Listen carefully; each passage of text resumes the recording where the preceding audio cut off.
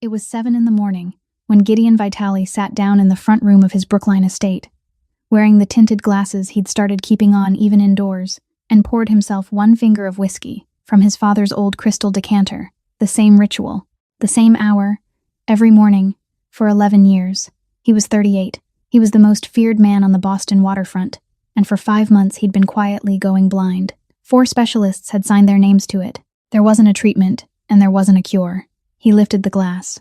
He never got to drink it. A woman came across that room so fast the guards didn't have time to move, and she knocked the glass clean out of his hand. Crystal shattered across the stone floor. 4 weapons came up at once. And Daphne Donovan, 27 years old, the maid nobody in that house had ever bothered to look at twice, dropped to her knees in the broken glass, shaking, and said the words that stopped everything. "You're not going blind. Somebody's been poisoning you." Gideon Vitale didn't shout. He didn't even stand up. He simply raised one hand, and every gun in that room went still. Because if this woman was telling the truth, then whoever was taking the light out of his eyes hadn't once set foot outside his own home. If a story like this stays with you, go ahead and hit that like button. It helps more than you know. Share it with someone who'd appreciate it, and subscribe if you haven't yet. Now, let's get on with today's story.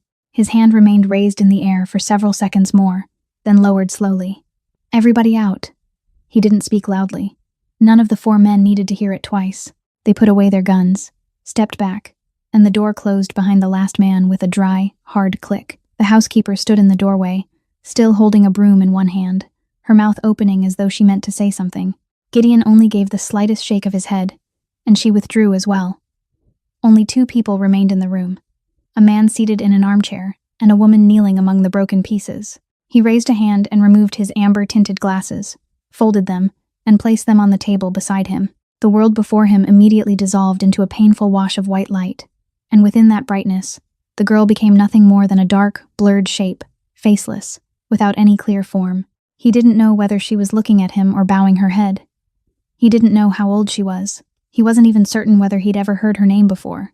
"Say it again," he said. Her voice broke on the first word before steadying itself. She said she couldn't be certain, but she'd been watching for weeks, and there were 2 things she couldn't explain. The first was the level of liquor in the crystal decanter. Every morning she cleaned the table in this room, and she'd grown accustomed to watching the level drop gradually from one day to the next, by exactly a finger's width each morning, no more and no less. Every Thursday, the decanter would be filled again, but that morning was Monday, and when she came in at 6:45, the level in the decanter was higher than it had been the day before. She'd stood there staring at it for a long moment, telling herself she must have remembered wrong, and then she'd let it go. The second thing had happened 10 minutes earlier. The service room connected to the sitting room through a wooden door that was always left slightly ajar, and when she passed by to get a cleaning cloth, she'd looked through the narrow opening and seen the back of someone standing beside the table. Only a person's back. Whoever it was had been facing the window, favoring their left side slightly as they reached toward the table. She hadn't seen the person's face and couldn't say with certainty which of the dozens of people who came and went through this house every day it had been, but that subtle stiffness in the movement had stayed with her. She only knew that there wasn't supposed to be anyone in the sitting room at that hour because he hadn't come downstairs yet, and everyone else was in the kitchen area. Gideon didn't ask another question about the figure she'd seen. He asked something else. He asked why a cleaning woman cared about the level of liquor in her employer's decanter. She was silent for several seconds before answering that she'd studied nursing for 2 years before circumstances forced her to quit. And during those 2 years, she'd been taught that when a symptom didn't fit the diagnosis, it wasn't the symptom that was wrong. She said the illness people claimed he had usually progressed in a different way. It usually began in one eye before spreading to the other several weeks later. It usually took away the center of a person's vision first, leaving the patient unable to read while still able to walk normally. But his vision had blurred evenly in both eyes at the same time, closing in from the edges toward the center. And he was so sensitive to light that he had to draw the curtains in the middle of the day. She said she wasn't a doctor. She said she might be wrong, but she'd been thinking about it for months, and she couldn't sleep anymore. 5 months, Gideon said. You saw all of that in 5 months. Why didn't you say anything? A long silence followed. Then she answered, and her voice had become calm again, so calm it sounded almost indifferent. Because I'm only the cleaning woman. Nobody ever asks me anything. Gideon remained still. He listened as she picked up the pieces of glass one by one and placed them in her palm, heard the faint clinking as the shards touched each other. "Leave it," he said. "Go outside." She stood. She didn't thank him, didn't apologize, didn't ask whether she was going to be fired. He listened to her footsteps as she walked out, and he didn't say another word to her. When the door had closed, he reached for his glasses again, put them on, and called for the housekeeper. Iris Bell entered and stood waiting. Gideon spoke loudly enough for his voice to carry into the hallway, loudly enough for the 4 men outside to hear every word clearly, saying that the maid had been so clumsy that morning she'd dropped the entire tray and shattered his wineglass, that he didn't want to hear about anything like that happening again, and that 2 weeks of her wages were to be deducted. The housekeeper acknowledged him and withdrew. The door closed once more. The room was completely empty. Gideon stood. He walked to the corner of the table, lowered himself onto one knee, and began picking up every shard of crystal with his own hands, wrapping all of them inside a cloth, including the liquor that still pooled in the hollow of one large broken piece. He folded all 4 corners of the cloth inward, tied it securely, placed it in the bottom drawer, and locked it. Then he did one final thing. He picked up the crystal decanter, returned it to the exact place where it had been sitting on the table, and turned the silver label around its neck until it rested at precisely the same angle it had held for the past 11 years. He didn't pour the liquor out. Whoever had put something into that decanter was still inside this house and would still walk into this room tomorrow. If Gideon changed even one small habit, that person would know immediately, and someone who knew they'd been discovered wouldn't wait another 5 months. What had brought him to that morning had begun on a Tuesday in the middle of May, and it had started with something so small that he couldn't remember giving it more than 3 seconds of thought. That day, he was sitting with the quarterly revenue reports from several warehouses along Conley Wharf, and in the middle of a long column of numbers, one line suddenly blurred. Just one line. He blinked twice, and it became sharp again, dark and clear against the white paper. He turned to the next page and forgot about it before the morning was over. 3 weeks later, during the monthly meeting with the capos in the large dining room, he looked up to speak to the men seated at the far end of the table, and saw that 3 faces there were dissolving into a gray mist. He knew those 3 men well.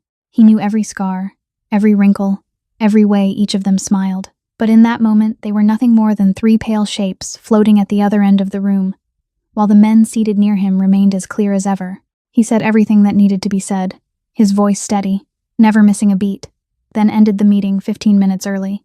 No one noticed anything.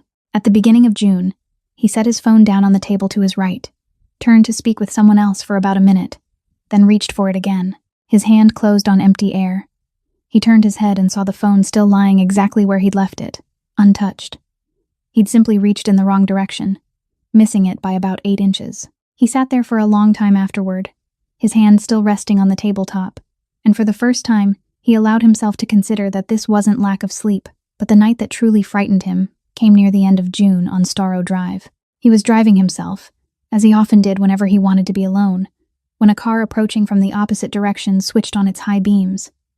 The light didn't merely glare, it drove straight behind both of his eyes like a drill, and for 3 full seconds he couldn't see anything at all. Not the lane, not the guardrail, not even the hood of his own car. He turned the wheel to the right on instinct, pulled onto the shoulder, shut off the engine, and sat motionless in the darkness for nearly half an hour, until the Charles River beyond the road slowly returned as a black strip with a recognizable shape. He hid everything. He hid it for another 4 weeks. He replaced the bulbs in his office with dimmer ones, increased the font size on every document brought to him, moved meetings to the late afternoon when the light had softened, and began letting his driver take the wheel under the excuse that he wanted to use the time on the road to make phone calls. No one in the organization noticed. By the beginning of July, he couldn't hide it any longer, and the first person he told was Julian Croft. They sat in the study late that night, and Gideon recounted those 4 moments in the voice of a man delivering a situation report, not a man asking for help. Julian listened to all of it without interrupting once, both elbows resting on his knees. When Gideon finished, Julian remained silent for a moment, then said that not one word of this could be allowed outside, because there were at least 4 organizations out there waiting for exactly this kind of sign. Then Julian said he knew someone, Dr. Preston Hale, a neuro-ophthalmologist with a private practice who accepted patients only through referral and, most importantly, there was accustomed to working with families who didn't want their names appearing in any record. Julian told him to let him arrange it. Gideon nodded. The next 3 weeks passed in appointments that never appeared on any calendar. He entered through private doors, sat in windowless rooms, let people shine lights into his eyes, test his visual fields, perform scans, draw blood, attach electrodes to both temples, and each time it was over, he went home having been told nothing except that they needed more data. Julian drove him there and brought him home through all 3 weeks, never missing a single appointment. On August 8th, Hale called him in to discuss the results. He spread several sheets of paper across the desk, gave the disease a long clinical name, then shortened it to 4 letters and explained that it was a very rare hereditary form of optic nerve degeneration, that there was no cure, and that no surgery could stop it. Gideon asked how long. Hale said 12 months, perhaps less, and that at the end of that road would be total blindness, irreversible. Gideon sat still and listened to everything. Then he asked exactly one question, and he asked it in an ordinary voice, as though he were clarifying some procedural detail. This disease is hereditary. Did my mother have it? Hale answered immediately, without needing to think, saying that this form was inherited through the maternal line but could remain hidden for generations without appearing in anyone, and that medical literature had documented many cases in which the mother remained completely healthy while the child developed the disease. He spoke smoothly and clearly, without stumbling over a single word. Gideon asked nothing else. He gave one small nod, stood, fastened the button of his coat, thanked the doctor with a brief sentence, and walked out. His car was parked in the underground garage. He got inside, closed the door, and sat there. He didn't start the engine. He didn't call Julian, didn't call his lawyer, didn't call anyone. He sat motionless in the darkness of that garage for 2 hours, both hands resting on his thighs, staring straight ahead at a concrete wall that, at that time, he could still see clearly. The second person to learn about it was Serena Whitlock. She was 31, the youngest daughter of a family that had sold and bought back nearly a quarter of the old buildings on Beacon Hill across 4 generations, and she'd been wearing Gideon's ring for 3 years. In those 3 years, he'd seen her cry exactly once. Not when her grandmother died. Not when one of her closest friends spent 4 months in the hospital. It had happened on a spring afternoon, when her car was returned from the parking garage with a scratch about 8 inches long, running along the left door. She stood staring at that scratch and then began to cry. Truly cry. Her shoulders trembling, tears running down her chin. And it took 20 minutes before she could speak in complete sentences again. Gideon remembered that. He remembered it the way he remembered everything, without judgment, without drawing conclusions, simply storing it somewhere in his mind and leaving it there. He told her about the diagnosis during the 2nd week of August, in the study, briefly, without adding or leaving out anything. She reacted exactly as a woman should have reacted. She raised both hands and held his face, told him she wasn't going anywhere, that 3 years wasn't something a person abandoned because of a doctor's piece of paper, that if he went blind, she would be his eyes. She said those things with enough tears and at all the right breaths, and for the first 3 weeks, she kept every word. She came every evening. She sat beside him in the darkness, without asking him to turn on the lights. She read his correspondence aloud to him. She called him in the middle of the morning just to ask whether he'd eaten anything. Then, in the 4th week, she began arriving late. Only half an hour at first, then an hour, then one evening she sent a message saying she was stuck at a charity dinner and would stop by afterward, and by the time she arrived, it was nearly 11 o'clock. She began leaving early. Before, she would stay until he grew sleepy. Then she stayed 40 minutes, then 20.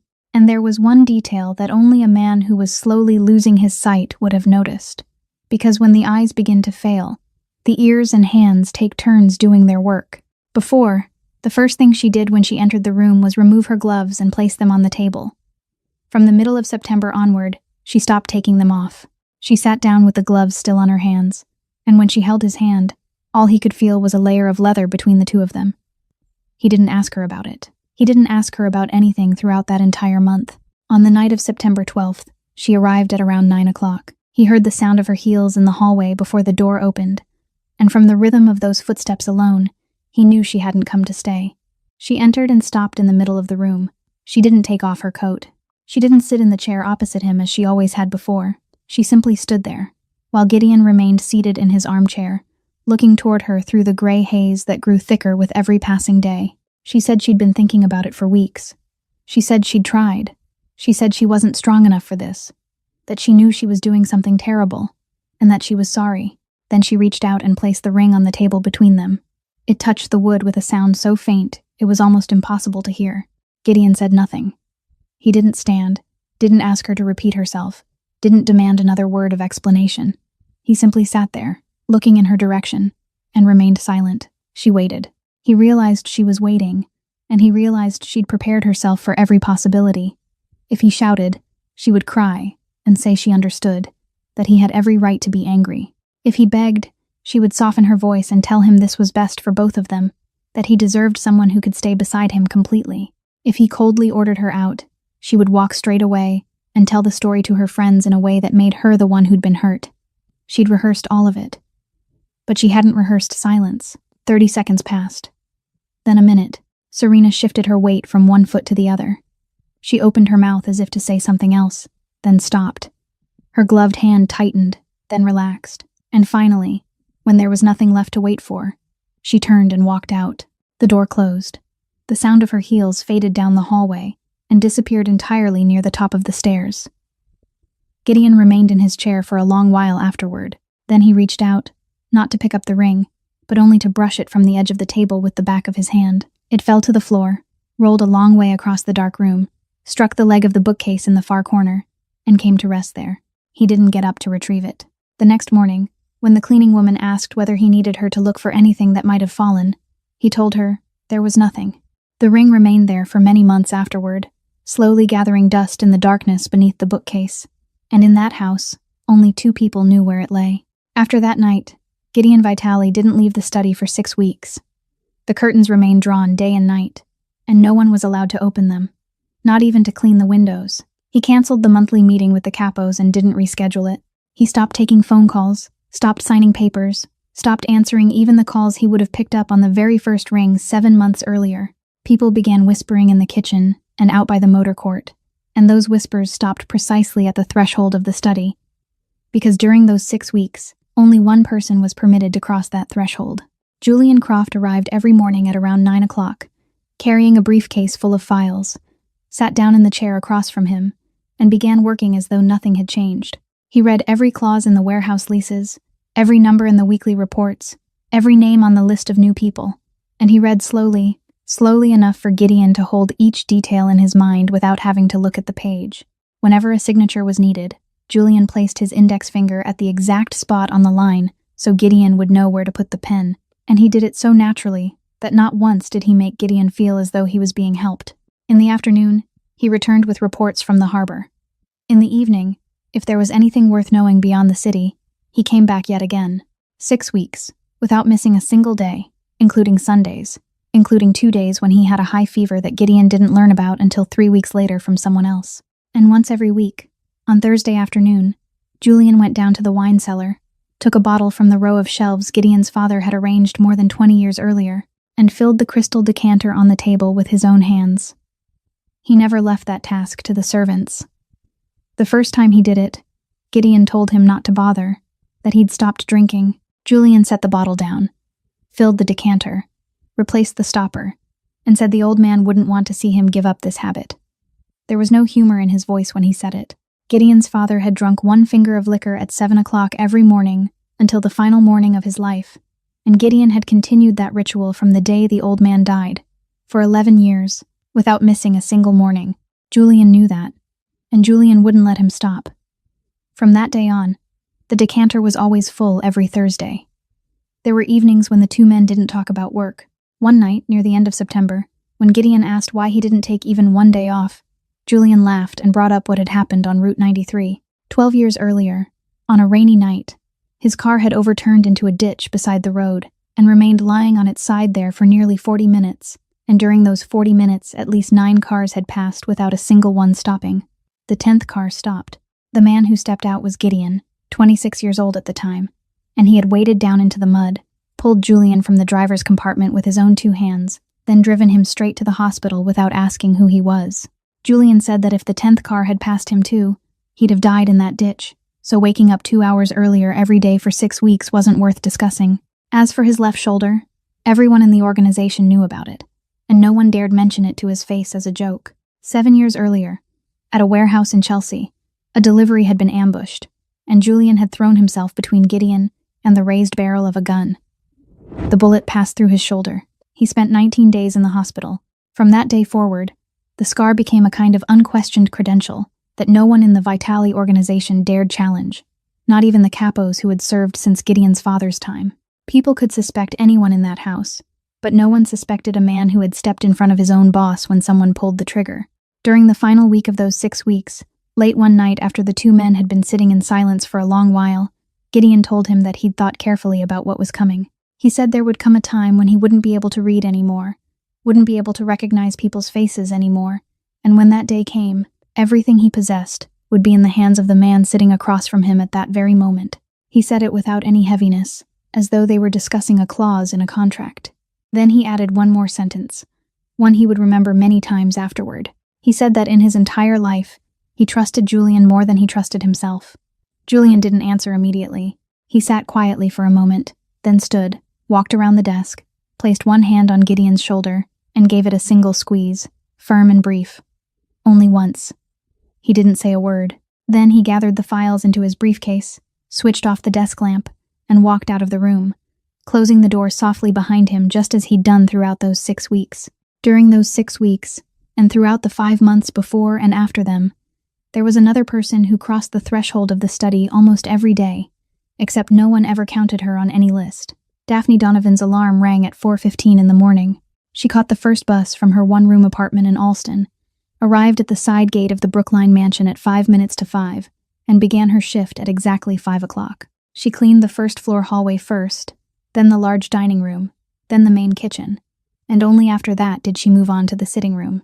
She worked during the hours when the entire house was still asleep, and she'd grown accustomed to moving through those enormous rooms without making a sound. Her shift ended at 1 o'clock in the afternoon. She walked 10 minutes to the stop, took 2 buses down to Quincy, and at exactly 3 o'clock she was standing behind the counter of a diner on Hancock Street, tying on an apron and beginning her second shift. That shift ended at 9 o'clock at night. She had 40 minutes to eat a sandwich on the bus before getting off at the final stop. And at exactly 10 o'clock, she swiped her card at a warehouse near Southampton Street, where she labeled and stacked boxes until 2 in the morning. 3 hours of sleep. Then, at 4:15, the alarm rang again. She did that 6 days a week. On the 7th day, Sunday, she didn't work at all. She took the red line from downtown and stayed on it until the final stop in Braintree, then walked another 15 minutes to a memory care center, hidden behind a row of trees. She always arrived at 11 o'clock, because that was the time of day when her mother was most lucid. Nora Donovan was 58 years old. 7 years earlier, she'd suffered a stroke, and over the 7 years that followed, her memory had slowly retreated like water pulling away from a stretch of sand, leaving behind scattered fragments with no order to them. She didn't remember her daughter's name. Some days she called Daphne the nurse. Some days she called her the little girl from next door, and some days she simply stared at her for a long time before asking who she was. But there was one question she never forgot. Almost every time, after about 10 minutes, she would turn toward the window and ask whether Tom was home yet. And every time, Daphne gave her the same answer, that he'd be home soon, that she should rest, that he'd be back soon. Daphne stayed for 40 minutes, brushed her mother's hair, trimmed her fingernails, then took the train back into the city. The cost of that care center was $9,200 a month. All 3 of her jobs combined, after taxes, allowed her to pay $3,100. She still owed $71,000 in hospital bills and loans from those first years, and she'd calculated that if she never got sick for even one day, if no bus ever broke down, if nothing unexpected happened at all, she would finish paying everything off at around the age of 50. Inside her staff locker at the mansion was a photograph, and it was the only thing in that locker that wasn't work equipment. The picture showed a man standing beside a black car, one hand resting on the roof, smiling at whoever was holding the camera. Thomas Donovan had worked as a private driver for the Vitale family for 9 years.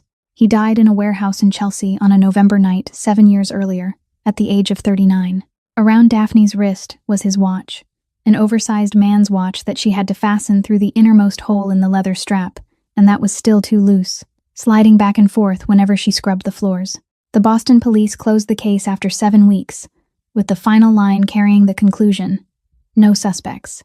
No one was arrested. No one was questioned more than twice. There was no trial. But at her father's funeral, when Daphne was 20 years old and standing in the hallway behind the funeral home, she overheard 2 men from the organization talking in a hidden corner. One of them said that the shipment that night had come directly from the top, and that Tom was never supposed to run that route, because that route wasn't a driver's job. The other man immediately told him to shut up. Neither of them said another word, and both walked away when they realized someone was nearby. 7 years later, Daphne still remembered every word exactly. She hadn't applied for the job at the Brookline mansion because of the money, even though she needed money more desperately than anyone else in that house. She'd come because she wanted to know who had given that order. She'd come because being inside a man's house allowed you to see things that 7 years of standing outside his door could never reveal. She'd been cleaning the floors of that house for 5 months, opening every drawer she was permitted to open, listening to every sentence people spoke when they forgot there was someone wiping down the hallway 3 steps away, and she still hadn't found anything. That morning, after the housekeeper finished reading the decision to deduct 2 weeks of her wages and told her to go downstairs, Daphne walked out to the steps behind the kitchen and sat down. Both of her hands were still trembling. She looked down at them and thought about how she'd had 3 seconds to make a choice. 3 very short seconds. And in those 3 seconds, she'd crossed the room to save the very man she'd spent 7 years hating. She sat there for a long time and couldn't find an answer for herself.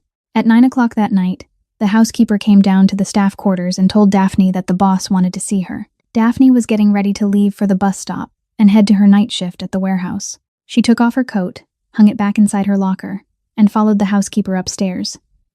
The housekeeper stopped at the head of the hallway and went no farther. There was no one standing guard outside the study.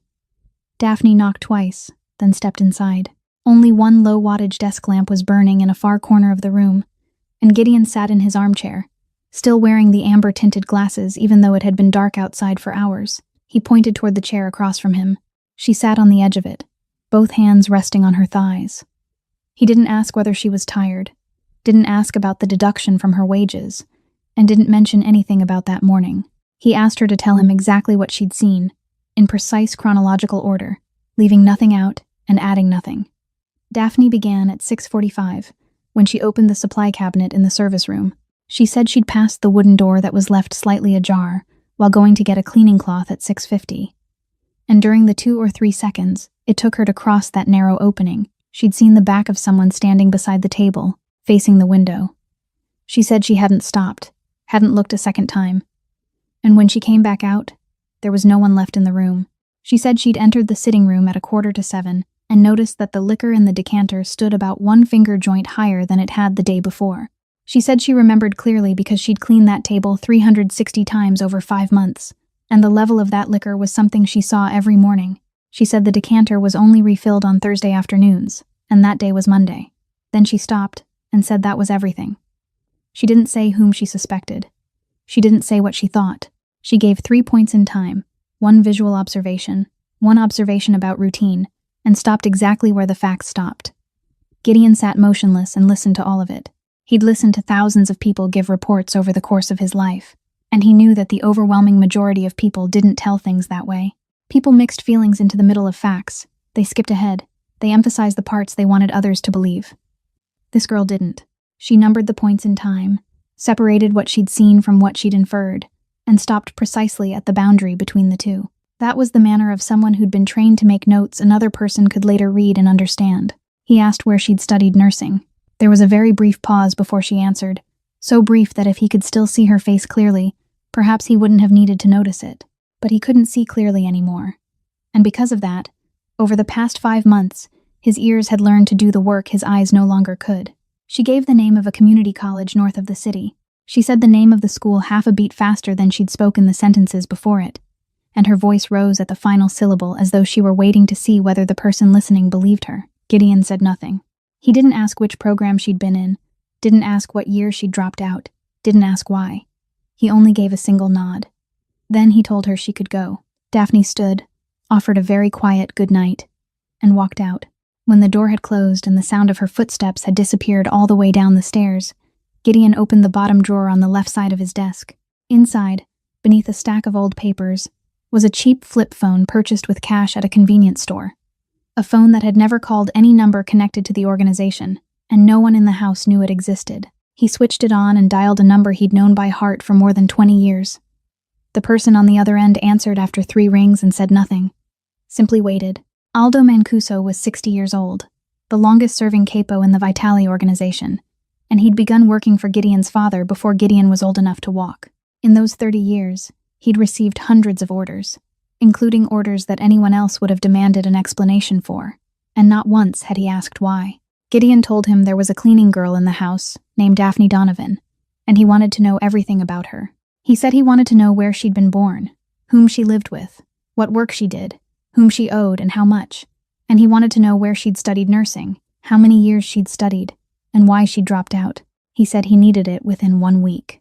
Then he added one final sentence, spoken in exactly the same calm voice he used for every procedural instruction. He said this wasn't to go through the usual channels. Nothing was to be written down anywhere, and Julian wasn't to be told. The voice on the other end answered yes, and hung up without asking another word. Gideon folded the phone shut, returned it to the drawer, locked it, and sat for a long time in the darkness. Some truths can't be looked at directly. You have to circle around behind them, following the same path they used when they slipped quietly into your life. The second call he made was later that same night, from the same phone. Miriam Kessler was 64 years old and had worked as a forensic pathologist for Suffolk County for 11 years before leaving the field.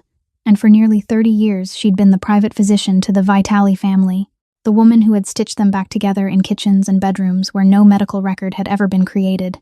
She was also the one who had sat beside Gideon's father's bed throughout his final night, and the one who had closed the old man's eyes the following morning. Gideon said exactly 2 things to her: that he needed her to come that night, and that she had to enter through the wine cellar door. She arrived at 11:15.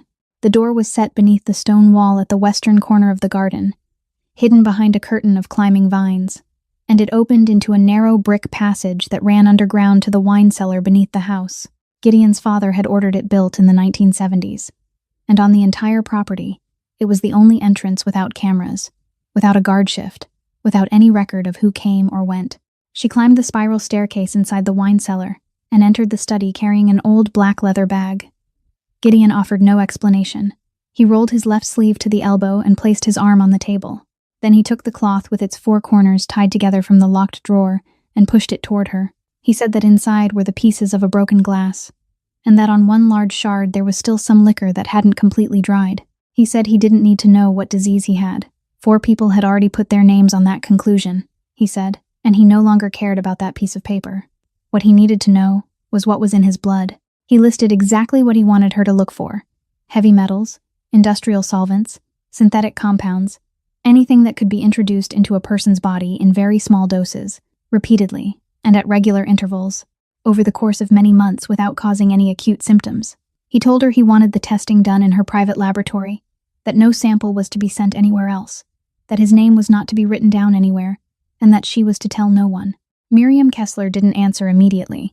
She stood there looking at him for a long time, long enough that he began to hear the ticking of the clock on the mantel. She'd known him since he was an 8-year-old boy who had broken his arm falling down the stairs. She'd heard him say many things over the course of 30 years, but she'd never heard him say this. Then she set down the bag, opened its clasps, and began to work. She didn't ask why. She didn't ask whom he suspected.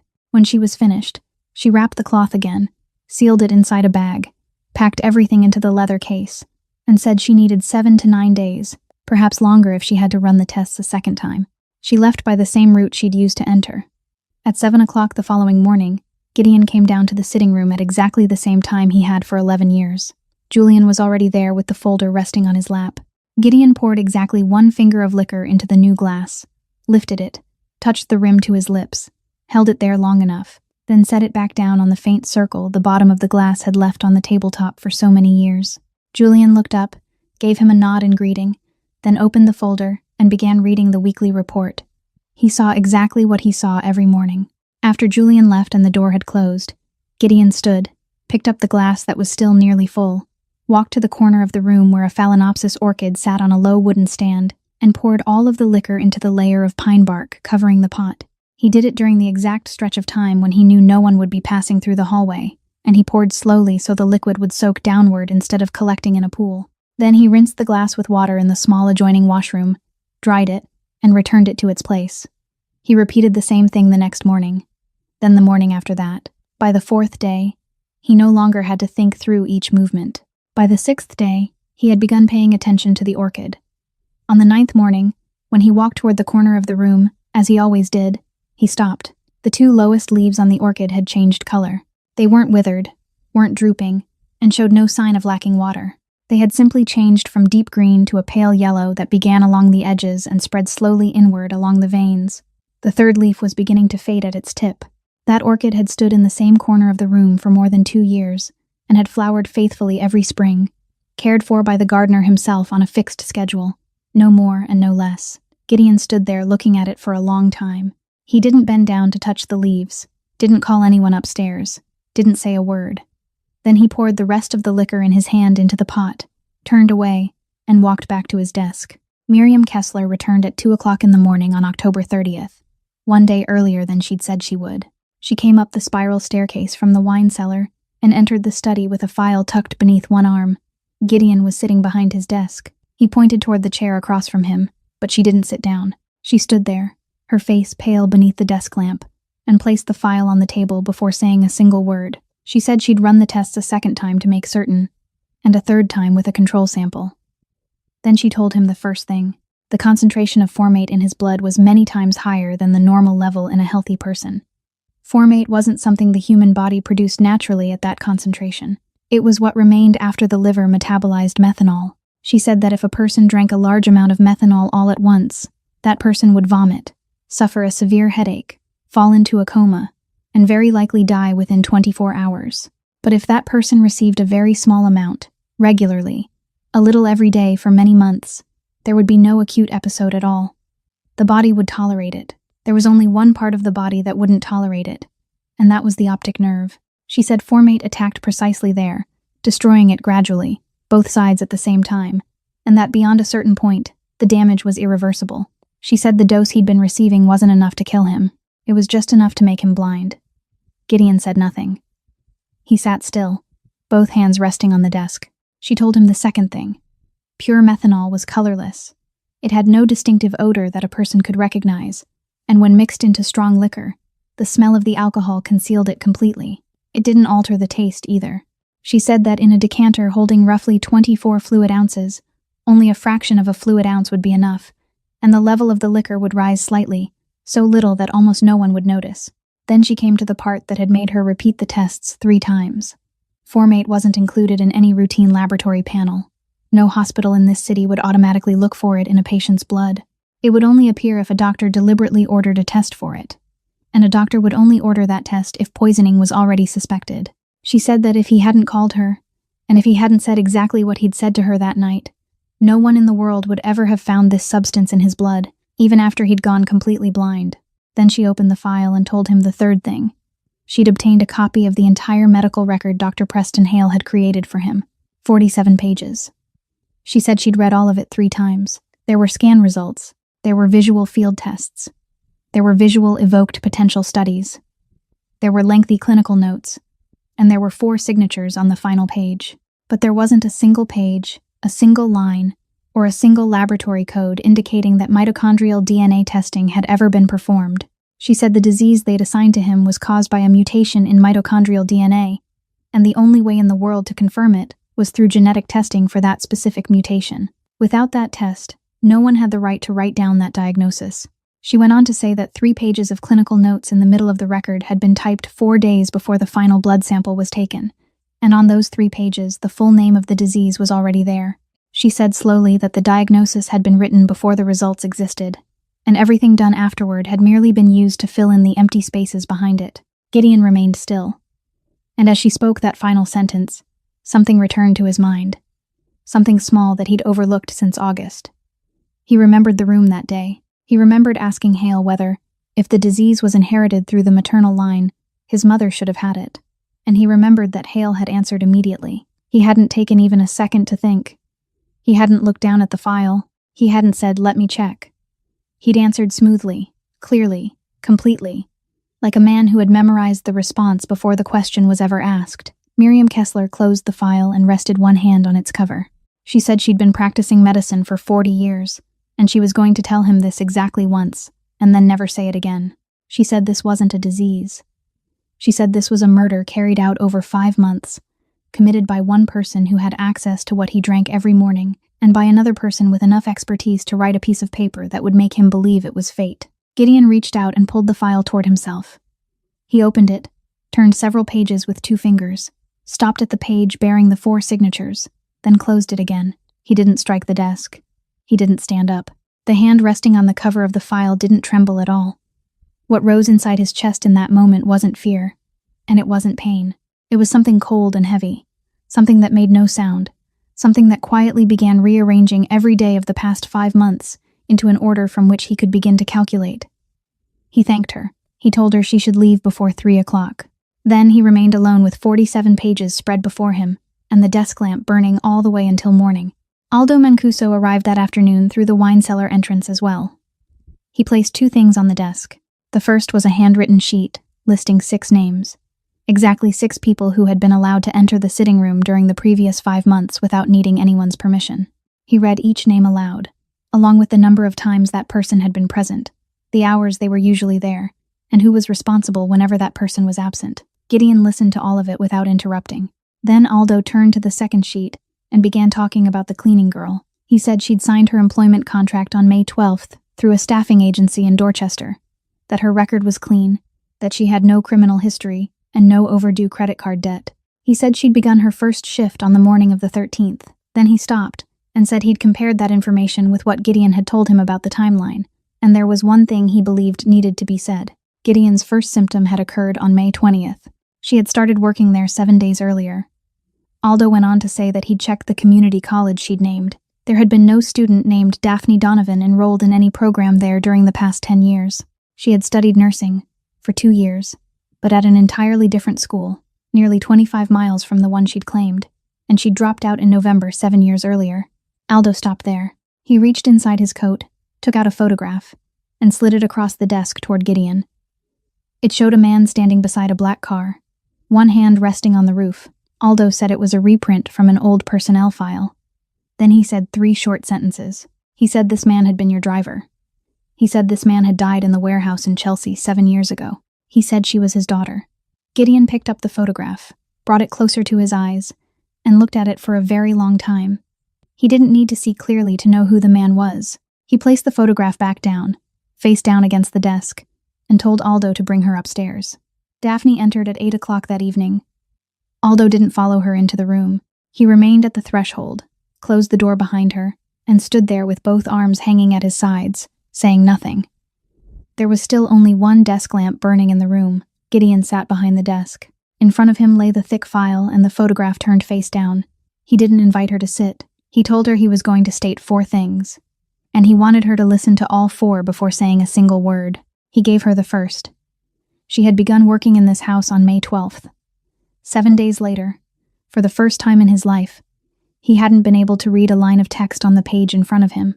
He said he'd lived in this house for 38 years, and in all those 38 years nothing had ever been wrong with his eyes. Then he gave her the second. Of the 6 people who had access to that room, 4 couldn't tell cold medicine from stomach medicine, and the 5th was the housekeeper, who was 63 years old. There was only one person in this house who knew enough about medicine to understand what could be mixed into liquor without changing its color, its smell, or its taste, and who would know exactly what that substance would damage inside a man's body. That person had studied nursing for 2 years.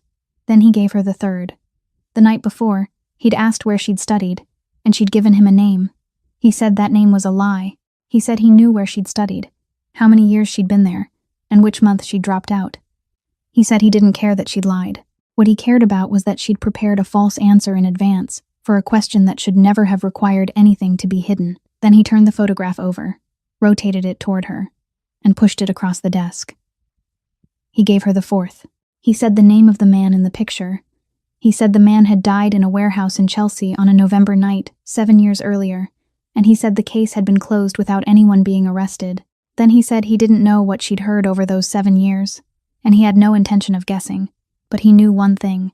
A daughter who applied for a job scrubbing floors in the home of the man she believed had killed her father didn't do it for the wages. He finished all 4 points and stopped. He hadn't raised his voice once. He didn't stand up. He remained seated in his chair, both hands resting on the file, and the room was so quiet that the ticking of the clock on the mantel could be heard clearly. Daphne stood there with her eyes lowered toward the photograph of her father lying face up on the desk beneath the light. She said nothing. 30 seconds passed. Then a minute. Aldo remained motionless at the door. Gideon allowed the silence to stretch a little longer before speaking his final sentence, and he said it in exactly the same even voice he'd used from the beginning. "I'm giving you one chance to tell me the truth." Daphne raised her head. She opened her mouth. The first thing she said was that he was right. She said she'd lied about the name of the school, And then she gave him the real name, the year she'd enrolled, the year she'd dropped out, the month it happened, and the reason why. She said her mother had suffered a stroke 3 weeks after her father's funeral, and during that month she'd been forced to choose between two things, and she'd chosen the one that kept her mother alive. Then she spoke about the 7 years. She said the case had been closed after 7 weeks with the words "no suspects" written on the final line. No one had been arrested. There had been no trial. And every time she called the police station, they told her the same thing, that the case was closed. She said she'd accepted that for a while, until she remembered what had happened at the funeral itself. She said she'd been standing in the hallway behind the funeral home when she heard 2 men talking in a hidden corner, and one of them had said that the shipment that night had been ordered from the top, that her father was never supposed to run that route. That route wasn't a driver's job. The other man had told him to shut up. She said she hadn't seen their faces. She'd only heard them, and she said that for every night of the 7 years that followed, before she went to sleep, she heard that sentence again. She said she'd applied for a job in this house to find that order. She said she'd opened every drawer a cleaning woman was permitted to open, read every piece of paper left on a desk, lingered longer than necessary in hallways where people were talking. She said she'd found nothing in 5 months. Then she came to the last part. She said that morning, when she'd seen the level of the liquor in the decanter and watched him raise the glass, she'd had 3 seconds to decide. 3 seconds to remain still and let everything continue exactly as it had for the past 5 months. No one knew what she'd seen. No one could have blamed her for anything. She said she hadn't done that, and then she told him why. She said that if she'd stood still during those 3 seconds, she would have become exactly the kind of thing she'd hated for 7 years, and after that she would have had no right to keep searching for the truth about her father. When she finished, she fell silent. Aldo was still standing at the door. He didn't move, but his eyes had shifted toward Gideon and remained there. In 30 years, he'd stood at doors like this many times, and he knew exactly which moment was the moment when an order would be given. This was that moment. He waited. Gideon said nothing. 1 minute passed. Then 2. Aldo remained exactly where he was, and no order came. Finally, Gideon spoke, and what he said had nothing to do with anything that had just been said in that room. He asked whether she remembered the name of the employment agency that had sent her there. Daphne looked up, confused. She gave him the name of the company. Gideon nodded. Then he said that the company had been established 7 years earlier, that it had 4 employees and a small office in Dorchester, and that the person whose name appeared on its business license was a lawyer who had worked for his family for 20 years. He said the company belonged to him. Then he continued, still in that same even voice, and said that he'd known who she was from the very first day. Not since the night before. Not from Aldo's report. From the first day, he said he was the one who had hired her. Daphne stood frozen in the middle of the room. She couldn't say a word. Gideon explained briefly, as though he were laying out a clause in a contract. He said that 7 years earlier, he'd needed to know where she lived, what she did, what she ate, whom she owed money to, and he'd needed to know all of it, without her ever realizing that someone was paying attention.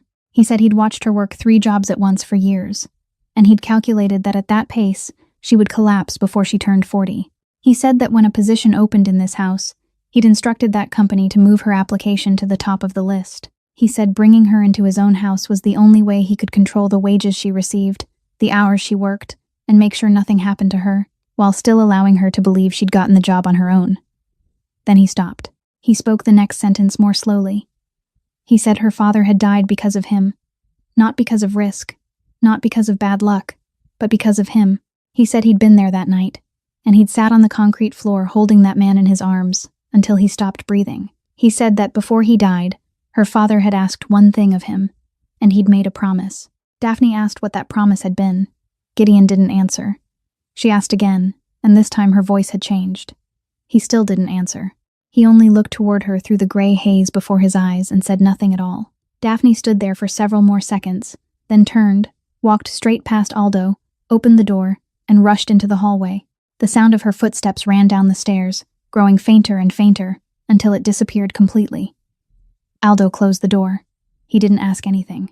The next morning, Daphne didn't report for her 5 o'clock shift. She took the first train down to Braintree and waited outside the care center for nearly an hour until the accounting office opened. She presented her documents and said she was Nora Donovan's sole authorized medical representative, and she requested the complete billing statements from the day her mother had been admitted until the present. The woman behind the counter checked the records, excused herself, and went into the back, then returned 15 minutes later carrying a thick stack of printed pages. She placed them on the counter and told Daphne she could sit on the row of chairs in the hallway and look through them. Daphne sat down and opened the first page. The column on the left listed the month. The middle column showed the total cost. The column on the right was divided into two parts, one showing the amount paid by the family and the other showing the amount paid by a third party. The total monthly cost was $9,200. Her share was $3,100. She knew that number. She'd lived with that number for 7 years, calculated it in her head every time she received a paycheck, divided it into individual work shifts. But in the column on the right was another number she'd never seen before. $6,100. She turned to the next page. Still, $6,100. The page after that was the same. She began turning faster, month after month, year after year. And the number never changed once, never missed a month, never arrived a day late. She reached the pages near the end. August of that year, September, and October as well. During the 6 weeks when the entire Brookline house had nearly stopped functioning, when its owner hadn't signed a single document and hadn't taken a single phone call, the $6,100 had still been transferred on the third day of the month, exactly as it had been for the previous 84 months. She turned back to the first page and searched for the name of the payer. It was printed in the upper right corner, in the same size type as everything else on the page, without a border, without bold lettering. The Donovan Fund. Daphne read the line 3 times, then she lowered the stack of papers into her lap, and after that, she let it slide to the floor. She slid down with it, sitting on the hallway floor with her back against the leg of the chair, and she remained there for a very long time. 7 years. For 7 years she'd stood in that man's kitchen and scrubbed his floors and counted the days until she could find enough evidence to destroy him. For 7 years she'd repeated the story in her mind about the man who had ordered her father onto that route, and throughout all 7 of those years, once every month, that same man had paid the portion she could never have afforded, under a name she never would have seen if not for that morning, and not once had he allowed even half a word of it to reach her. A caregiver passing through the hallway stopped and asked whether she was all right. Daphne said she was fine, gathered the papers from the floor, and went into her mother's room. Nora was sitting on the bed, facing the window. Daphne pulled a chair closer, took her mother's hand, and sat quietly. After about 10 minutes, Nora turned toward her, stared at her for a long time as though trying to remember something, then asked whether Tom was home yet. Daphne gently squeezed her mother's hand and answered that he'd be home soon, that she should rest, that he'd be back soon. She said exactly the same words, in exactly the same voice, as she'd done for 7 years. She stayed until nearly noon. That evening, she returned to the Brookline mansion. She didn't call ahead. She didn't send a message. She went straight upstairs to the study, knocked twice, and stepped inside. Gideon was sitting behind his desk. She didn't say a single word about Braintree, didn't mention the billing statements, didn't mention the name printed in the corner of the page. She said she'd come to ask what he intended to do next. Gideon looked in her direction for a moment, then answered. He said that from that day forward, everything he ate and drank would be prepared by her alone. She would shop outside the house herself, using cash he gave her, choosing a different place every time, and never buying regularly from the same store. She would cook in the secondary kitchen behind the laundry room, where no one went after 4 o'clock in the afternoon. She would bring the food upstairs through the service entrance at the end of the east hallway. He said the main kitchen would continue sending trays upstairs as usual, at the usual time, with the usual dishes, and those trays would still be brought into his room. He said that food would go into the orchid pot in the corner, along with everything else. Daphne listened to all of it, then asked him one question. She asked why he trusted her after everything she'd said the night before, after she'd admitted that she'd come into his house looking for a way to destroy him. Gideon didn't answer immediately. Then he said he didn't trust her. He said he trusted those 3 seconds. Daphne stood still for a moment, her mind racing between 7 years of accumulated hatred and the overwhelming weight of the truth she had just uncovered in Braintree. She didn't ask anything else. She looked him in the eye and said she would begin with breakfast the next morning.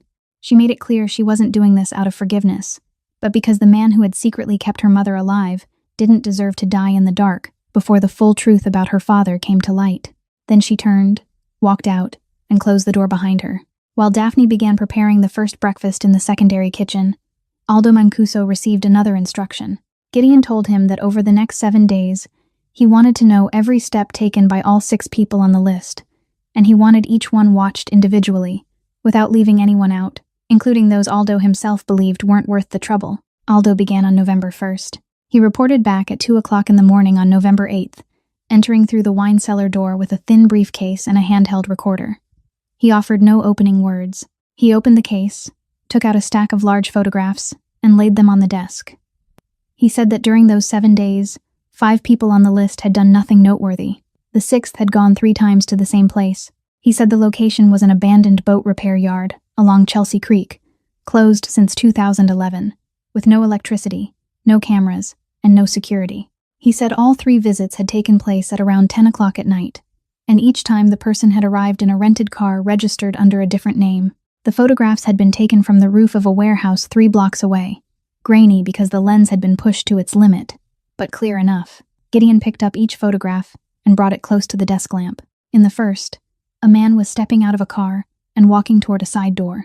In the second, he had stopped beneath the only streetlight still burning at the end of the road, and for those 2 seconds his face had turned directly toward the camera. It was Julian Croft. In the third photograph, another man stood waiting in the doorway, with 2 guards a few steps behind him. Gideon recognized him even with his eyes in their present condition. Cormac Halloran, 57 years old, head of the Irish organization in Charlestown, the man who had opposed the Vitali family since Gideon's father was still alive, and the only man in the city who hadn't sat at the same table with Gideon in 20 years. Aldo placed the recorder on the desk and said he'd managed to get close enough only once, on the 3rd night, and had captured less than 2 minutes. He pressed the button. The first voice to fill the room was Julian's. It was warm, slow, patient, the same voice that had read reports aloud to Gideon every afternoon for 6 weeks. The same voice that had said the old man wouldn't want to see him give up this habit. He was explaining something to the person across from him, and he was explaining it very clearly. He spoke about Section 14 of the Vitali Holdings Trust document, the trust that controlled all of the family's legitimate assets, from harbor leases to real estate companies. He said the provision stated that if the primary beneficiary were certified by 2 specialists as permanently incapacitated, management authority over the entire estate would pass to the successor designated in the document. He said that successor was him, and that Gideon himself had signed the provision 4 years earlier. He said the petition for recognition had already been filed, the medical documentation was complete, and the matter would be considered at the annual meeting of the Board of Trustees on December 14th. He emphasized that the date was fixed by the governing rules, that the board met only once a year, and that no one had the authority to move it forward or back by even a single day. Then he spoke about what would come afterward. He said he needed 3 months to stabilize things, to let the capos become accustomed to taking orders from him, to make sure no one asked questions. After those 3 months, all the leases at Conley Wharf and in Chelsea would be transferred to the Halloran side through proper paperwork, cleanly, without anyone having to fire a single shot. The second voice came through, drier and much slower. Halloran asked only one question. He asked what would happen to Vitali. There was a brief silence on the recording, then Julian answered. He said no one was to touch him. He said a blind man living in a house he no longer owned, sitting in the same place every day, drinking from the same glass, unable to see who was walking through the door. He said it was cleaner that way. Then he added 3 final words, and he said them in the same unchanged, warm voice. And it hurts more. Aldo pressed the stop button. Nothing remained in the room except the ticking of the clock on the mantel. Gideon sat completely motionless in his chair. He didn't stand, didn't reach for the photographs, didn't say a word for nearly 2 minutes. He didn't think about 12 years earlier, and the overturned car in the ditch along Route 93. He didn't think about the night in Chelsea 7 years before. He didn't think about the hand that had squeezed his shoulder once and then let go. The only thing moving through his mind was a calculation, and that calculation produced one number. Today was the 8th. 36 days remained. Aldo asked how he wanted it handled, and he asked in the voice of a man prepared to walk out the door that very night. Gideon shook his head. He said there were 2 heads out there, not one. He said if they cut one off too early, the other would retreat to New Jersey or Charlestown, lie still for 2 years, then grow back in exactly the same place. He said he didn't want revenge against one man. He wanted the entire alliance to break apart at the same moment, loudly enough that 20 years from now no one in this city would still mistake his patience for weakness. Then he told Aldo to put the photographs away and keep watching. 3 nights later, Daphne brought the tray upstairs and didn't leave immediately as she usually did. She remained standing in the middle of the room and said she wanted to see the file from the night in Chelsea. She said she'd spent 3 days thinking about it, and she wanted to see everything. Not the version the police had released, but the version belonging to the organization itself. Gideon didn't ask why. He stood, walked to the filing cabinet behind his desk, unlocked it, and took out 3 thick folders. He placed all 3 on the table and told her that inside were copies of the police records, internal reports, the duty roster for the 17 people who had been present that night, call logs, and even things that, if they ever became public, would put him in prison. He told her to read. Then he sat down across from her. They remained that way throughout the entire night. Neither of them addressed the other by any title. No one stood at the door. For the first time in 5 months, the 2 of them occupied the same room as equals, each with a stack of papers, sliding pages back and forth across the table. Gideon read slowly because of his eyes, and there were lines he had to bring close to the lamp. Daphne read faster, and she read the way someone trained in documentation would read, pencil in hand, underlining, numbering the margins, setting aside every page that contained a point in time. At around 3 o'clock in the morning, she stopped at one sheet and didn't turn to the next page. It was a printout of the call log from that night. She asked him one question. She asked what number had called at 9:41 that evening. Gideon said it was his private line, a number that appeared in no directory, wasn't used for ordinary business, and existed only for emergencies directly connected to shipments at the docks. He said that call was the reason he'd been in Chelsea that night, because the caller had reported that there was a problem with a shipment, and that he needed to come down immediately. Daphne asked how many people knew that number. Gideon said 4. She asked him to name them. He gave her all 4 names. She wrote each one along the edge of the page, then lowered her pencil and looked at him. She said the first man had died 10 months after that night, from illness, and she said she knew because she'd seen his name in an old personnel list. She said the second man had died 5 months after that night, and asked Gideon whether that was correct. Gideon said it was. She said the third was Aldo Mancuso. Then she pulled toward herself the duty roster she'd separated from the other papers at the beginning of the night, turned to the page for that date, and rotated it toward him. During those 3 days, Aldo Mancuso hadn't been in Boston. He'd been sent to Providence the morning before, and hadn't returned until noon the following day, with the signatures of 2 people confirming it, and a hotel receipt attached to the next page. Daphne didn't say the name of the 4th person. She simply placed the sheet in the middle of the table, and left it there. Gideon looked down at the 4 names written in pencil along the edge of the page. He'd read this file many times during the past 7 years. He'd read it on nights when he couldn't sleep, had gone through every statement, every report, but not once had he sat down and asked himself who had known that private number, because the question had never entered his mind. People don't inspect a door they believe has already been locked. The next morning, he sent for Miriam Kessler. She arrived that evening, and he asked her one question only: who had treated Julian Croft's shoulder wound 7 years earlier. She said she had. She said she remembered it clearly because that night she'd worked in the kitchen of a house in Somerville, without an operating table and without surgical lights. Gideon told her to retrieve the records from that case. She left and returned 2 hours later with a folder whose edges had yellowed with age. She opened it, reread the notes she'd written herself 7 years earlier, and remained silent for a very long time before speaking. She said there was one line in the record that she'd written that night, and hadn't thought about once in the 7 years since.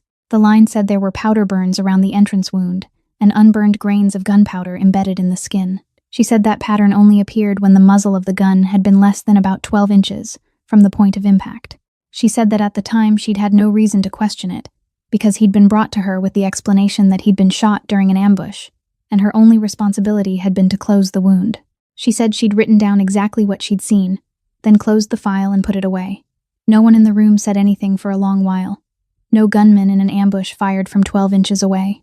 At that distance, the shooter and the person being shot were standing almost against each other, and the shooter knew exactly what he was doing. Daphne sat in the chair across from Gideon, both hands resting on her thighs. She'd understood before Kessler finished the last sentence. Her father had died that night so another man could acquire a scar on his shoulder, and for the 7 years that followed, that scar had become a kind of unquestioned credential that no one in the organization dared challenge. It had been purchased with another man's blood, and that man had been her father. Daphne didn't cry. She sat motionless for a long time, then lifted her eyes toward Gideon and asked exactly one question. She asked why. Gideon didn't answer. He didn't yet have an answer he could give her. By the end of November, Daphne had been cooking for him for nearly 4 weeks. The first thing Gideon noticed wasn't that his vision was becoming clearer, but that the pain was easing. One evening, he was sitting in the armchair near the fireplace and forgot to turn his face away. The flames were burning directly in front of him, about 6.5 feet away, and he'd been sitting there for nearly 10 minutes, before it suddenly struck him that there was no drill driving into the backs of his eyes. For the past 4 months, even a candle at that distance had been enough to make him raise a hand to shield himself. He remained still, staring directly into the fire for a long while longer, before finally getting up and returning to his desk. A few days later, a copy of the Globe was left on his breakfast tray. He picked it up out of habit, intending to push it aside as he'd done for months, when his eyes caught on the small line of print beneath a photograph in the corner of the page. He could read it, not the large headline, but the caption printed in the smallest type on the entire page. He read it a second time to make sure, then folded the newspaper and told no one. Then, one evening in early December, Aldo came to give his report and stood waiting at the threshold as he always did, about 16 feet from the desk. Gideon looked up and saw his face, not a pale shape drifting in gray mist. He could see the 2 deep lines running down either side of Aldo's mouth, the old scar at the outer edge of his left eyebrow, even the way his eyes narrowed slightly while he waited for permission to speak. Gideon nearly sprang to his feet. He didn't. He simply nodded for Aldo to come in and listen to the entire report without revealing anything. From that day forward, he hid it more carefully than ever. He continued wearing the amber-tinted glasses all day and kept them on even in dark rooms. He still moved along the wall whenever he walked through the hallway, his fingertips brushing lightly against the wallpaper.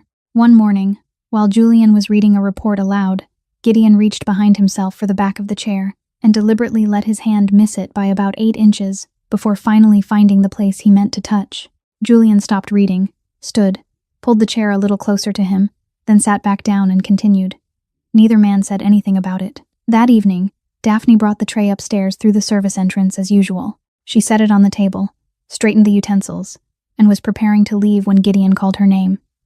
She stopped. He raised a hand, removed the amber-tinted glasses, folded them, and placed them on the table. Then he lifted his eyes and looked at her.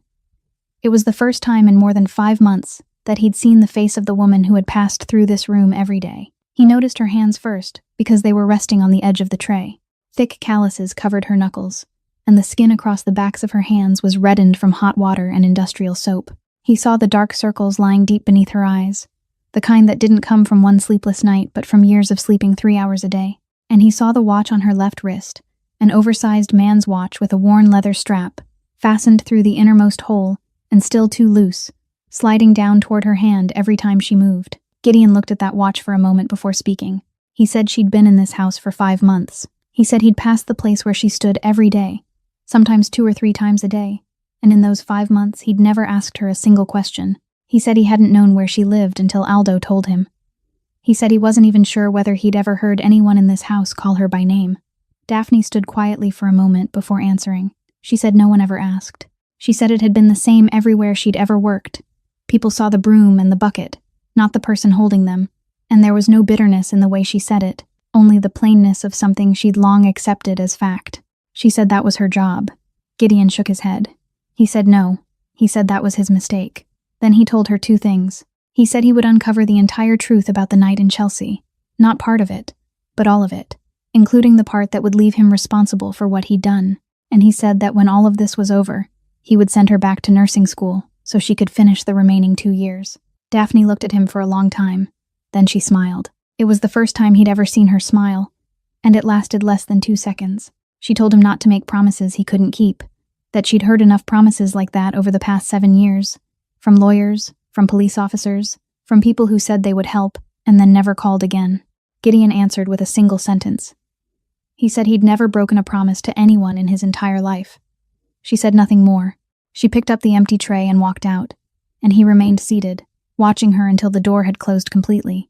Sometimes light returns not so that we can see the world again, but so that we can finally see the person who stood beside us through all the days we spent in darkness. Julian Croft wasn't a man who could be deceived for long, and during the first week of December, 3 things began to trouble him. The first was the stairs. According to the timetable he'd calculated back in May, Gideon should have missed a step at least once by this stage. There should have been some morning when the entire house heard a crash and came running to help him up. It had never happened. Not once. The second was the orchid in the corner of the room. The gardener had replaced the plant 10 days earlier, and that morning when Julian came in to read the reports, he glanced toward it and saw that the 2 lowest leaves had begun turning yellow from the edges inward. He said nothing, but he stood there longer than necessary. The third was the liquor. For 3 mornings in a row, Gideon had allowed him to pour only half the usual amount before waving him off, saying his stomach had been bothering him lately. Those 3 signs added up to something Julian had enough experience to understand. Someone in the house had talked. And if someone had talked, then he didn't have 36 days anymore. He had only 8. The petition to have Gideon declared incapacitated was already sitting before the Board of Trustees. But the trust rules allowed the beneficiary himself to attend the meeting and object. And if Gideon objected, the board would be required to postpone its decision and request an independent medical panel appointed by the court. 3 new doctors, none of them chosen by Julian, would begin the testing again from the start. Julian knew exactly what those tests would reveal, and he knew the result would destroy him completely, not merely cost him the succession, but put him in handcuffs. He didn't need Gideon blind. He only needed Gideon quiet and willing to sign.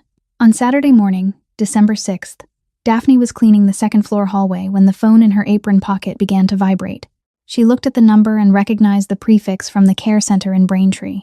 The voice of the woman on the other end sounded confused rather than frightened, and she began by apologizing for calling on the weekend. She said she only wanted to confirm a small procedural detail so that everything would be properly documented.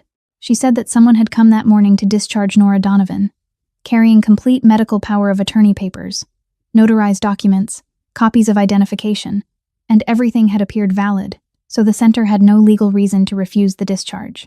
She said the man had identified himself as Daphne's brother. Then she asked whether Daphne knew about it. The phone slipped from Daphne's hand and struck the hardwood floor. She didn't have a brother. She had never had a brother. 2 hours later, a white envelope was placed on Gideon's desk. No stamp, no postmark, no sender's name.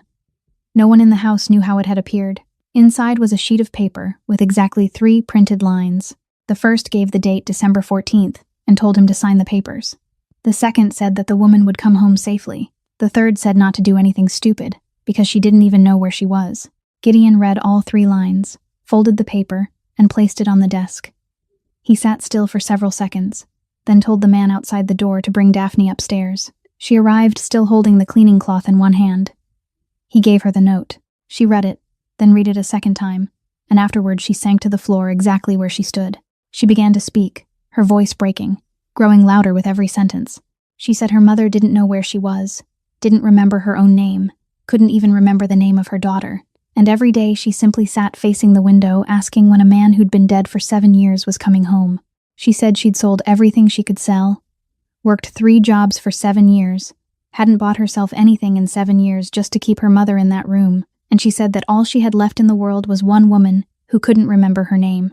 After saying it, she collapsed forward, both hands covering her head, her shoulders shaking in waves. Gideon didn't tell her everything would be all right. He didn't tell her he understood. He stood, walked around the desk, and lowered himself in front of her. He placed one hand on her shoulder and kept it there until she lifted her head. Then he said exactly 3 sentences to her. He told her to look at him. He said he'd never broken a promise to anyone in his life. He said he wasn't going to start with her. He stood, opened the bottom drawer, took out the flip phone, and dialed the familiar number. Aldo answered after 2 rings. Gideon told him briefly that he needed to find a 58-year-old woman with dementia who had been removed from a facility in Braintree at 9 o'clock that morning using forged documents, that she needed medication 4 times a day and couldn't tell anyone who she was. Then he told Aldo he had 48 hours. The next morning, Gideon sent for Julian and told him that he'd thought it over, that he would attend the meeting on the 14th and sign. He said he didn't want to drag this out any longer. Julian stood there and listened, then said it was the right decision, that he would take care of everything, and he said it in exactly the same warm voice he'd used throughout the past 7 months. Meanwhile, Aldo Mancuso was doing his work. He didn't go looking for the car. He went looking for paperwork. A woman with severe dementia couldn't simply be taken to an empty house because she needed medication 4 times a day and someone on duty through the night. He traced the transfer records that the Braintree Center was required to prepare when releasing a patient, and those records named a small private care facility in Revere. An entire floor of that facility had been leased by a company registered in Delaware, formed 14 months earlier, with no website and no employees, and the name on the registration belonged to a lawyer who had handled paperwork 3 times for properties connected to Cormac Halloran. Aldo reported back after 31 hours. He asked whether they should move in immediately. Gideon said not yet. He told him to leave 2 men there watching, not to go near the place, not to expose themselves, and to wait until the 14th. Then Gideon did something no one in the Vitali organization expected. He called an attorney he'd remained in contact with for 16 years. A man who didn't work for his family, but worked on the other side. And he sent him 3 things. The first was a complete copy of all 47 pages of Dr. Preston Hale's medical file. The second was a sworn statement from Dr. Miriam Kessler, stating clearly that no mitochondrial DNA test existed anywhere in the file, and that 3 pages of clinical notes had been created before the final sample was taken. The third was the laboratory result showing the formate level in Gideon's blood. The attorney finished reading and told him plainly that this was no longer a state matter. He said, fabricating a medical diagnosis, in order to trigger an incapacity clause in a trust worth several $100 million, constituted healthcare fraud, wire fraud, and conspiracy, and all 3 were federal crimes. He said the file would be on the desk of the United States Attorney's Office in Boston within 48 hours. Gideon understood perfectly well that opening a door to those people meant opening the door into his own house as well, and he signed the authorization anyway. On December 14th, the annual meeting of the Vitali Holdings Board of Trustees took place at a law office on the 31st floor of a building in the financial district. Gideon stepped out of the elevator wearing dark glasses, his left hand resting on Aldo's elbow. He walked slowly, each step slightly uncertain, and allowed Aldo to guide him to the chair before sitting down.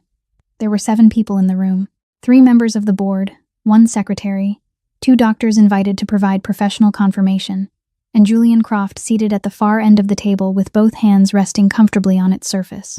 One of the 2 doctors was Preston Hale. The secretary read Section 14 aloud, read the portion citing the medical record, read the name of the designated successor, then pushed the document and a pen across the table toward Gideon. Gideon reached out and took the pen. He stopped. Then he raised his other hand, removed the dark glasses, folded them, and placed them on the table. He pulled the document toward himself and began reading aloud. He read from the first line, read all of Section 14, continued into the definition of permanent incapacity, then turned to the bottom of the page and read the footnote printed in 8-point type, the line that even a person with normal eyesight would have needed to lean close to read. He read clearly, without stumbling over a single word. No one in the room moved. The secretary stopped typing. One board member turned to look at the person beside him. Julian Croft remained still, both hands still resting on the tabletop, without pulling them back. Gideon lowered the document and continued in an ordinary voice. He said Section 14 required the diagnosis to be confirmed by mitochondrial genetic testing. He said that test had never been performed, that it appeared nowhere in the 47 pages of records, that there was no laboratory code for it, and no laboratory had ever signed off on receiving such a sample. Then he turned toward Hale and asked whether he wanted to explain it himself, or whether Gideon should read Dr. Miriam Kessler's sworn statement aloud. Hale's face went white. He opened his mouth, but no sound came out, and then he sank back into his chair. Gideon opened the leather case beside his feet and removed each item one by one, placing them on the table in order. The laboratory report showing the formate concentration in his blood, stamped and signed, Kessler's sworn statement, a copy of the emergency treatment record from 7 years earlier, containing the note about powder burns from a gun fired at a distance of less than 12 inches, the photographs taken from the warehouse roof near Chelsea Creek, and finally, the handheld recorder. He didn't switch it on. He simply placed it beside everything else. No one in the room said a word. Then, Gideon lifted his head and looked directly at Julian Croft, seeing his face clearly, more clearly than he'd seen anyone in the past 7 months, and he asked one question. He asked why. He said it wasn't about money, because if Julian had wanted money, he could have taken it at any time during the past 12 years and Gideon would never have known. Then he asked again, more slowly, why? Julian Croft didn't deny it. He sat quietly for a while, then smiled, the tired smile of a man who had been waiting for this moment for a very long time. He raised a hand and pulled down the collar of his shirt, exposing the round scar on his left shoulder. Then he asked Gideon whether he remembered Peter Ashby. Gideon sat there and searched his memory. There was nothing. Not a face, not a voice, not a single detail. And that emptiness was the worst thing in the entire room that day, Julian reminded him. He said that 13 years earlier, there had been a 22-year-old soldier who was caught keeping part of the money collected in Everett. He said the young man had kept $900 to pay for his mother's medicine.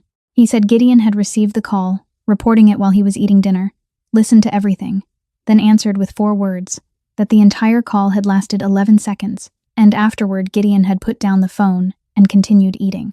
Julian said he knew it had been exactly 11 seconds, because he'd obtained the call record years later. Then he told him the rest. He said Peter Ashby was his older brother. He said he'd carried his mother's last name since he was 9 years old, when their parents divorced, so no one in the organization had ever connected the two names. He said that 1 year after his brother died, he'd deliberately driven that car into the ditch beside Route 93 on exactly the right Tuesday night, along exactly that stretch of road, at exactly the hour he'd spent 4 months watching to make certain Gideon would pass. He said he'd lain inside the wreck and waited. He said he'd never wanted to kill Gideon, because death was too quick and too easy. He said he wanted to climb all the way to the place where Gideon stood, and then take everything from him. Then he spoke about 12 years. He said he'd eaten dinner with Gideon 1,000 times, had taken a bullet for him, had poured Gideon's father's liquor for him every morning, and through all 12 of those years, Gideon had never once remembered his brother's name. He looked directly at Gideon and said the final sentence. "You didn't kill me with a gun, you killed me by not remembering." That afternoon, on an empty lot beside Chelsea Creek, Cormac Halloran's men brought Nora Donovan to exchange her for the file. Aldo's men were positioned on the rooftops around them, but Gideon had given a clear order that morning that no one was to fire a single shot, no matter what happened. He'd chosen to end this with paperwork, not bullets. Nora stepped out of the car, looked around in confusion, then asked where Tom was. Aldo walked forward, took her gently by the arm, and helped her into the other car first, with the tenderness of a man helping his own mother. Halloran opened the file and immediately realized that everything inside was only a copy, that the originals had already been sitting on the desk of the United States Attorney's Office for 2 days. He drew a gun and aimed it at Daphne, who was standing only a few steps away. Gideon turned and put himself in front of her. A gunshot cracked through the air. He was hit in the left shoulder and fell onto the concrete. At that same instant, sirens rushed in from both ends of the road, and everything was over in less than 4 seconds, without another shot being fired. Julian Croft was led past Gideon in handcuffs. Aldo dropped to one knee beside him and looked at him, waiting for a nod, the nod that everyone in the organization understood. Daphne was kneeling on the other side, both hands pressed tightly against Gideon's shoulder, and she told him not to do it. That if he did, then her father would have died for a man no different from the one who killed him.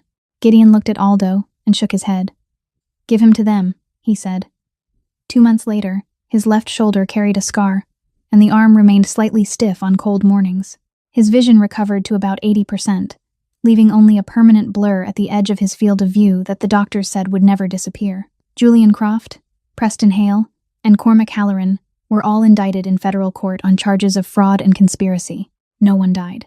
And Gideon Vitale also paid a price for opening the door with his own hand and allowing those people in coats to enter his house, a price he'd known was coming from the day he signed the authorization.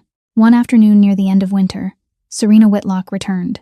She brought flowers and a carefully prepared apology. Gideon listened to all of it. Then he told her that she hadn't been the one who put poison in his liquor, but she had been the one who left him alone in the darkness, and that alone had told him everything he needed to know. She stood and walked out, and he didn't see her to the door.